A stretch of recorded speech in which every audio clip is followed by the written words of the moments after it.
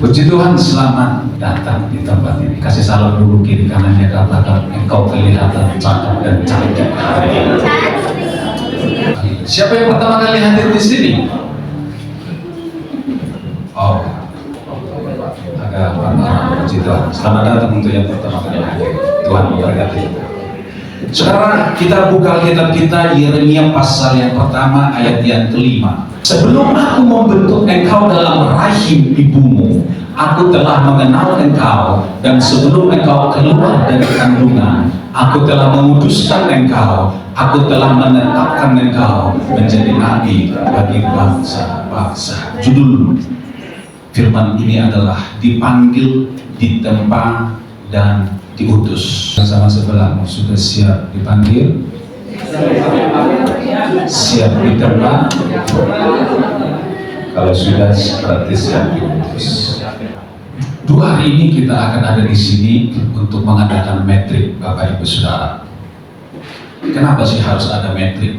Kalau di dunia luar saja, saudara-saudara, prajurit TNI Polri untuk naik pangkat mereka harus sekolah dulu. Masa pendeta tidak ada metriknya begitu, saudara ya?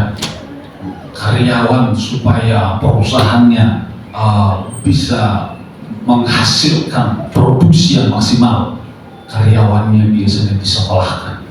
Masa pendeta tidak seperti itu? Gimana supaya gerejanya bertambah jemaatnya? Gitu, harus dimetrik.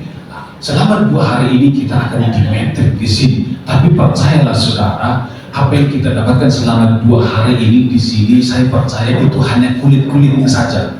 Paling tidak ini merancang kita, saudara, menstimulus kita supaya ketika kita pulang dari tempat ini, masing-masing kita akan mengupgrade diri. Amin, saudara. Amin. Saudara, kenapa? Karena hari-hari ini persaingan itu bukan hanya di dalam dunia bisnis, tetapi persaingan itu juga sudah masuk di dalam dunia pelayanan. Haleluya. Amin. Saudara, gereja yang viral hari ini, gereja yang disukai oleh orang-orang hari ini, gereja yang seperti apa? Saudara pasti tahu. Setiap pelayan Injil harus terus mengupgrade diri dalam menghadapi dunia pelayanan yang semakin bersaing. Amin. Kita harus terus mengupgrade diri kita. Zaman terus berkembang. Kita di sini aja terus. Kita harus terus mengupgrade diri kita. Jangan sampai dunia katakan pendeta itu kuno, pendeta itu kolot. Kita harus mengikuti perkembangan zaman. Amin, saudara. Saudara, dari Yeremia pasal 1 ayat yang kelima yang kita baca tadi, ada 5 hal penting yang kita bisa perhatikan. Yang pertama, panggilan itu bukan pilihan kita, tetapi panggilan itu rencana Tuhan. Amin. Panggilan itu bukan kita yang memilih, tapi Tuhan yang memilih. Saudara, saya jadi hamba Tuhan, terus terang saya tidak pernah bermimpi jadi hamba Tuhan. Dulu saya ingin jadi tentara, saudara-saudara. Kalau orang bilang, wah itu pelarian, ya silakan. Tapi yang merasakan itu kan orang yang terpanggil. Haleluya. Menjadi seorang pendeta bukan pekerjaan biasa, itu adalah panggilan surgawi. Banyak orang memilih pekerjaan berdasarkan gaji, minat atau peluang, tetapi seorang pelayan Tuhan dipilih oleh Allah. Hamba Tuhan gajinya berapa? 30 hari. Haleluya. Gajinya nggak jelas, tapi saudara mau jadi hamba Tuhan. Keren nggak itu? Keren. Kemarin saya bilang sama Mas Gal, saya kalau mau jadi kaya bisa, tapi panggilan saya bukan itu. Haleluya. Kita semua kalau mau jadi kaya bisa, tapi kan yang kita kejar bukan kekayaan. Walaupun kita semua mau kalau kaya, siapa sih yang tidak mau kaya? Haleluya. Kalau kita kaya, kita nggak perlu buat proposal untuk BPD. Betul tidak, saudara? Kaya itu tidak dosa, saudara. Tapi jangan hanya kejar kekayaan itu, lalu panggilannya diabaikan setiap hari, cari duit, tidak pernah lagi pelayanan, tidak pernah lagi kunjungan, tidak pernah penginjilan. Tuhan tolong kita. Kita tidak dipanggil karena kita mampu, kita dipanggil sehingga Tuhan menjadikan kita mampu. Bukan kamu yang memilih aku, tapi aku yang memilih kamu. Saudara, pastikan di dalam diri kita Tuhan yang panggil kita. Amin. Kalau engkau tidak memastikan Tuhan yang panggil engkau, saya pastikan engkau akan mundur dari pelayanan. Percaya. Tapi kalau engkau yakin bahwa engkau dipanggil Tuhan, engkau menikmatinya. Amin. Kita ini tidak banyak uang. Kita lihat teman di sebelah kaya raya, punya mobil, punya rumah mewah. Kita hidup apa adanya, tapi kita kok bisa menikmati itu? Betul nggak? Karena tujuan kita tidak sama dengan tujuan mereka. Tujuan kita hidup menyenangkan hati Tuhan. Saya sudah bahagia. Jika Allah yang memanggil Anda, maka Dia juga yang akan meneguhkan, memampukan, membuka jalan dan memperlengkapi.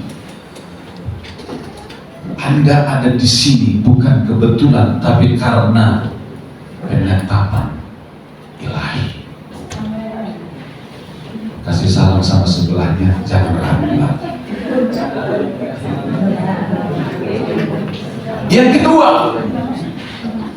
yang kita bisa pelajari adalah panggilan itu selalu diikuti proses pemurnian. Semua orang yang dipanggil Tuhan selalu melewati proses. Yusuf diproses penjara sebelum masuk ke istana. Musa diproses di padang gurun sebelum ke Mesir. Daud menjadi gembala sebelum dia raja. Petrus mengalami kegagalan sebelum luar biasa dipakai Tuhan. Semua orang yang dipakai Tuhan selalu melewati proses. Amin. Tidak ada yang instan. Percayalah, yang instan itu kualitasnya nggak bagus. Haleluya. Saudara tahu, kepompong itu untuk dia keluar dari cangkangnya. Kalau saudara bantu dia ambil cangkangnya, kemudian saudara pecahkan, apa yang terjadi? Dia pasti mati. Dia harus berjuang sendiri baru dia bisa keluar menjadi pemenang. Saudara, kadang-kala Tuhan izinkan proses supaya kau belajar sendiri, supaya kau mengalami sendiri tentang Tuhan. 1 Petrus 1 ayat 7 firman Tuhan berkata begini, maksud semuanya itu ialah membuktikan kemurnian imanmu. Jika saat ini saudara diuji, ditegur, dikoreksi, mungkin dilatih melalui tugas-tugas sulit, itu bukan hukuman, tapi itu pembentukan. Ketika kita di perintisan, dulu saya kalau pertemuan seperti ini saya minder, saudara. Kenapa? Karena orang suka tanya sama saya. Tanya apa? Pentas jemaatnya berapa? Mau bilang 5 ekor. Udah berapa tahun, Pak? 5 tahun. 5 tahun. Bukan saya tidak bekerja, saya kerja, tapi hasilnya baru seperti ini. Seringkali minder, saudara. Tapi saya berusaha untuk menghibur diri sendiri. Supaya saya tidak dengar apa kata orang. Yang tahu tentang pelayanan, bagaimana saya bergumul di sini kan saya. Anda kan tidak tahu. Yang penting saya lakukan bagianku, dan saya yakin walaupun kelihatannya lambat, tapi pasti. Yang sama sebelah, jangan minder. Yang penting pasti. tidak membentuk pemimpin di dalam kenyamanan, tetapi dalam tempaan. Siapa yang ingin menjadi besar, dia harus mau jadi hamba. Ingin menjadi pemimpin harus ditempa. Kalau pemimpin gampang tersinggungan, gampang mutu, gak usah jadi pemimpin, saudara. Haleluya. Tapi puji Tuhan di sini tidak ada itu. Itu hanya ada di sana, sini. Yang ketiga, saudara. Yang ketiga, panggilan itu bukan Allah yang mencari orang pandai, tetapi mencari orang yang rendah hati dan setia. Haleluya.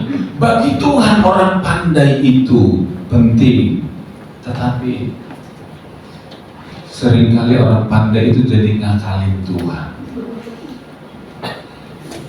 Tetapi sekalipun kita tidak terlalu pintar, tapi kalau kau setia, kau rendah hati, Tuhan cari yang seperti itu. Yang tidak pintar jadi pintar. Kenapa? Karena rendah hati, mau tekun belajar. Orang bodoh, orang pintar itu sebenarnya kalah sama orang tekun. Kalau kau tekun, yang pintar kau bisa kalahkan, asalnya kau terus mau belajar, saudara-saudara. Di pelayanan kita akan menemukan orang lebih pintar, lebih berbakat, lebih banyak pengalaman. Tetapi yang membuat seseorang dipakai Tuhan bukanlah kemampuan, melainkan sikap hati.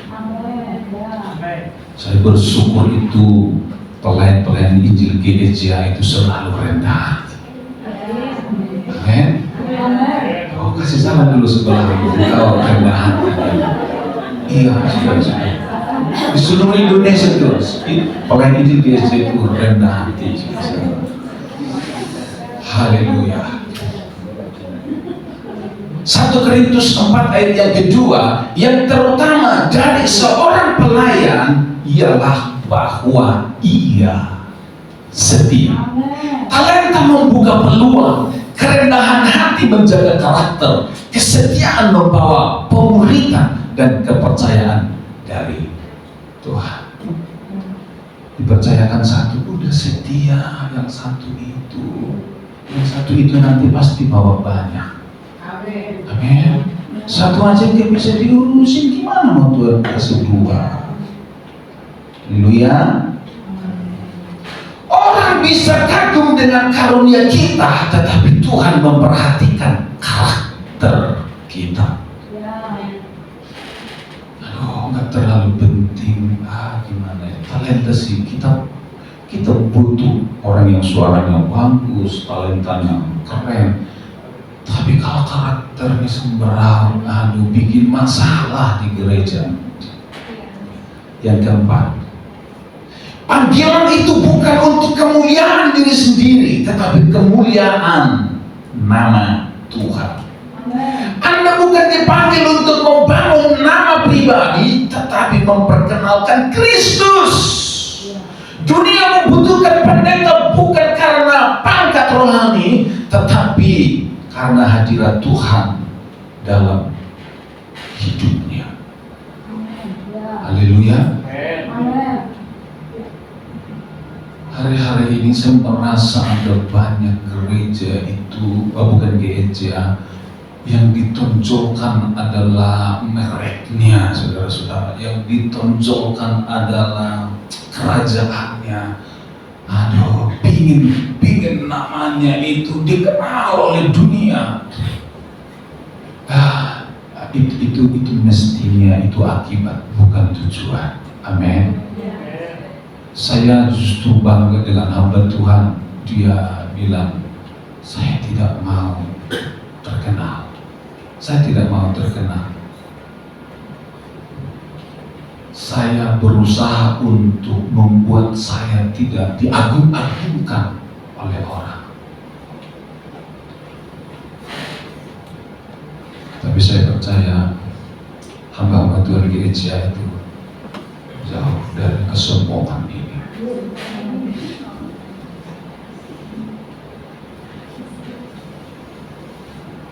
Next, Roma 11 10 ayat 14. Bagaimana mereka dapat percaya jika tidak ada yang memberitakan? Dunia membutuhkan pengkhotbah yang hatinya terbakar bagi jiwa-jiwa, tekun dalam doa, taat pada firman, dan mengasihi tanpa syarat. Tadi saya bilang sama Mas Gao ketika kami ngobrol-ngobrol, saya bilang begini, kita hamba Tuhan ini sebenarnya sedang menjual sesuatu. Menjual apa? Yang kita jual di dalam pelayanan itu apa? Begini, bagaimana supaya orang mau mempercayakan dirinya kepadamu? Tidak mungkin dia mempercayakan dirinya kepadamu kalau dia tidak menemukan sesuatu dalam dirimu. Bagaimana orang mempercayakan diri di gerejamu kalau tidak menemukan apa-apa? Gak mungkin. Apa yang kita jual? Yang kita jual adalah ketulusan. Yang kita jual adalah kemurnian. Yang kita jual adalah keikhlasan. Ketika kita datang kepada mereka, betul-betul datang dengan kasih, bukan motivasi lain. Sebelum ke sini, kita ada satu jemaat, dia dulu tidak percaya Yesus. Saya sudah berusaha lama mendoakan dan menginjili dia, tapi tidak terbuka. Tapi beberapa waktu yang lalu Tuhan izinkan kakinya dilumpuhkan, kemudian lumpuh, lalu mulai terbuka, lalu saya ajak ke gereja. Kemudian kami pelajaran baptisan. Beberapa waktu yang lalu sebelum saya ke sini, saya datang ke rumahnya, dia nangis.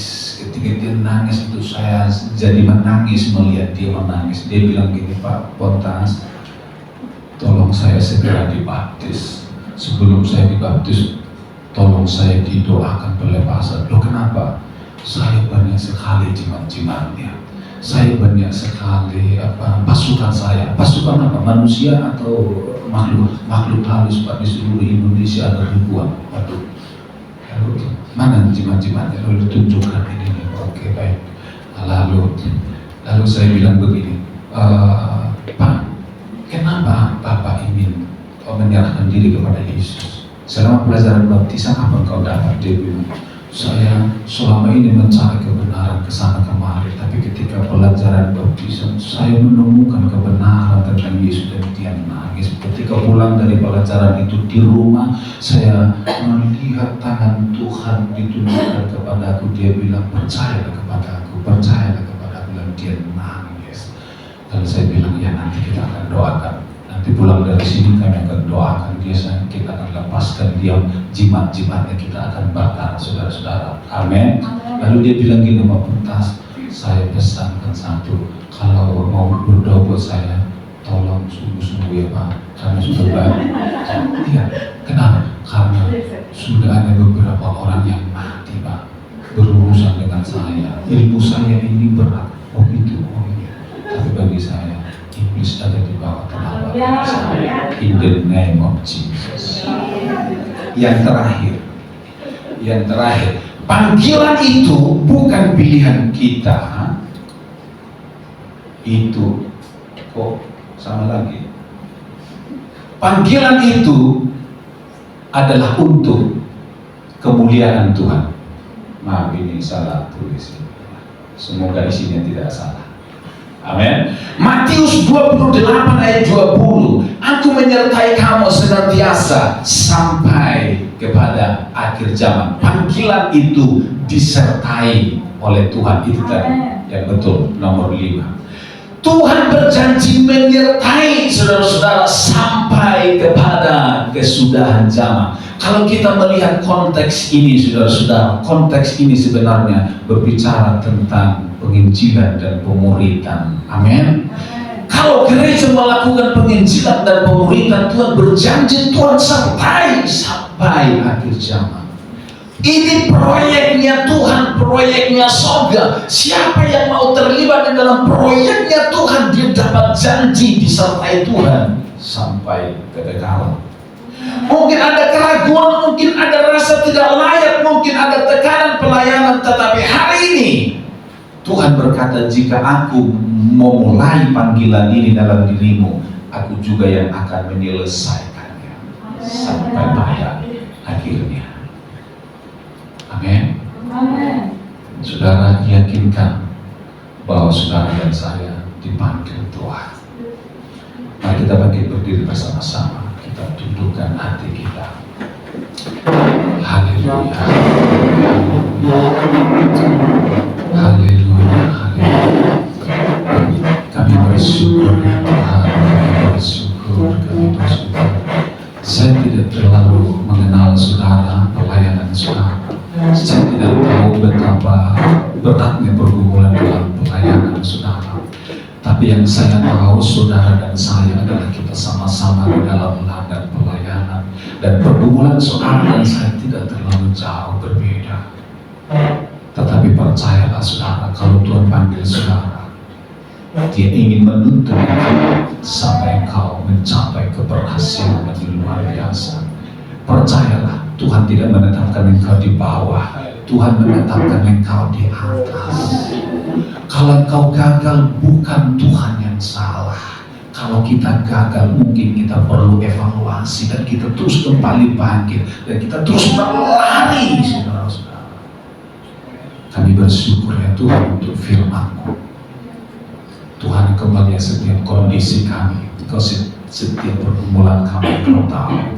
Bapa, hamba berdoa dalam nama Yesus.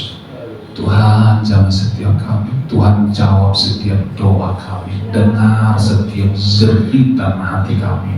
Di dalam nama Yesus kami berdoa ya Tuhan, selama 2 hari kami boleh berjumpa dengan Engkau secara pribadi. Kami berdoa selama 2 hari ini Roh Kudus berbicara kepada setiap pribadi, setiap persoalan yang kami hadapi di pelayanan masing-masing. Kami berdoa Roh Kudus menyampaikan sesuatu sehingga kami pulang dari tempat ini dengan gairah yang baru, dengan solusi yang baru, dengan paradigma yang baru di dalam nama Yesus. Terima kasih ya Tuhan. Menyalahkan kami semua, beri kami kekuatan ya Tuhan. Selama 2 hari ini kami berdoa, tidak ada yang sakit, tidak ada yang lemah di antara kami. Roh kami terus menyala-nyala ya Tuhan. Oh, di dalam nama Tuhan Yesus kami siap ya Tuhan, sambut hari ini dan besok. Dalam nama Yesus kami berdoa. Kita yang percaya sama-sama berkata amin. Amin.